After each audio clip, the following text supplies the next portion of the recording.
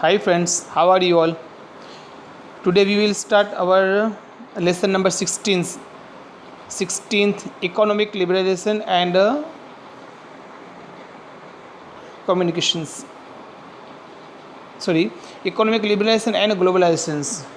Uh, what in these units we will specially discuss about special topic. First our topic is economic development. Let's see what is the meaning of liberalizations. The government introduced a new economic policy in 1991, and under this liberalizations feature, the government gradually reduced the restrictions and controls imposed on the private sector and encourage economic development. The industries which inquire the industries which require government permission were restricted to 18. All other industries except railways, atomic energy and defense were open for private sector. Compulsory registrations for industries was cancelled. Non-polluting industries didn't have take government permission for setting up their units. What is the benefits of liberalization? Let's see. The private sector got an opportunity to develop, so productions increased. There was increase in global trade.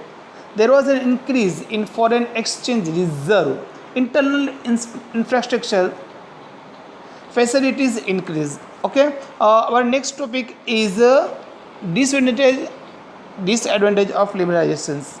Means topic is same. First topic is liberalizations is benefit and now disadvantage. The government introduced of a new economic policy in 1991. Under its liberalizations feature, the government gradually reduced the restrictions and controls imposed on the private sector and encourage economic development. However, there were some limitations. Monopoly could not be checked. Agriculture sector didn't develop. There was increase in disparity of income. The country's foreign debt increased due to increase in imports and decrease in exports. Okay, our topic number one complete. Next topic is our privatizations. What is privatizations? Let's see. Privatizations have some advantage and disadvantage also. Privatization means transfer or ownership and management of the industrial units under state control to the private sector. Now, what is the advantage? Production's industrial sector increase, production in capital intensive and consumable commodities increase. Working capacity of public sector improved due to ownership of private sector. Now, dear students, disadvantages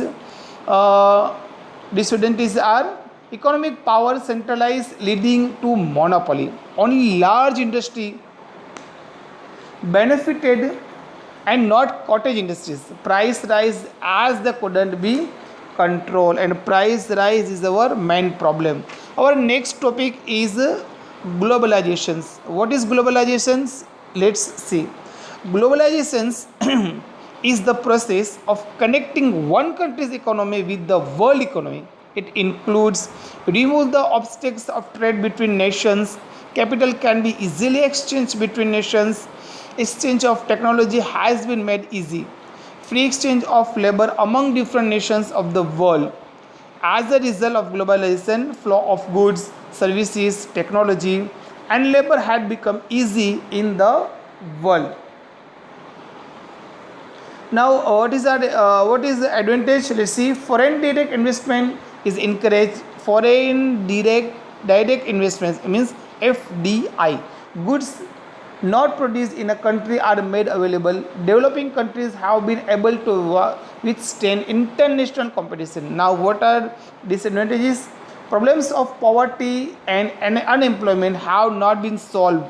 Exports of developing countries have not increased as required. Large scale industries have benefited and not the small scale one. Everything have two sides. One advantage and second is disadvantage. Next topic is our World Trade Organization, not World Trade Center, World Trade Organization, WTO.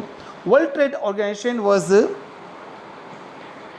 established on 1st January 1995. by the member nations of United Nations. Its headquarters is located in Geneva in Switzerland. Their objectives are as follows. Now, what are the objectives? Let's see. To remove obstacles influence global trading, to remove protections policy given to industries of country for foreign trade, to coordinate with global trade policy and economic policy, to solve the trade related disputes arising in the world. Objectives are okay, well, now functions are to set up a required structure for implements of agreement related to multinational trade and agreement related to it. World Trade Organization plays a vital role for debate and negotiations for multinational trade. WTO. What is WTO means? World Trade Organizations encourage unbased international trade. Different nations follow their own national policy. It observes them and suggests required to improvements. Now next topic is our sustainable development. Sustainable development means meeting the needs of present generations without compromising with the ability of future generations to meet their own needs. Following strategy should be adapted for sustainable development. Non-renewable resources like coal, mineral oil and minerals should be used judiciously. Renewable resources like water, forest, farms should be used in such a way that their quality is maintained. Industries should be located close to their source of raw material and market to save transportation cost.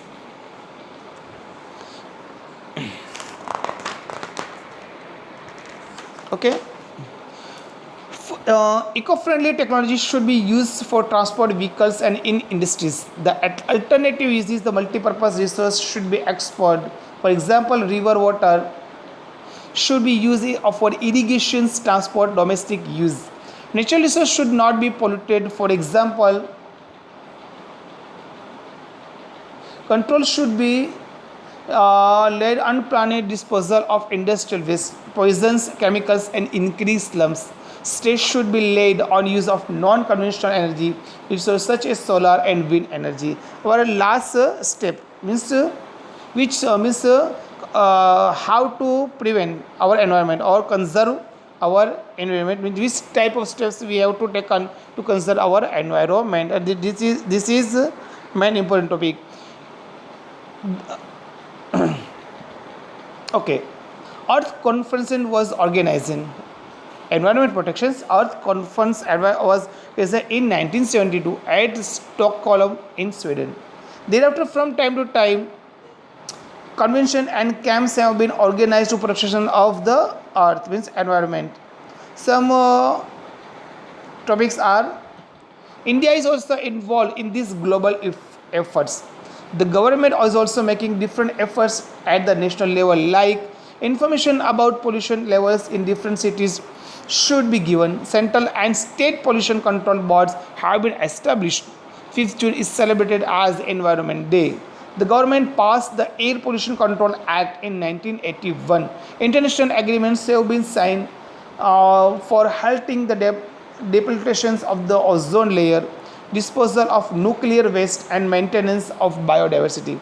Thus, conservation of environment is everyone's responsibility, not only country's responsibility, means our responsibility. Everyone means per head. If we do not control pollutions, life on the earth will be doomed soon. Okay, some questions and answers I will be send you later. Okay, thank you.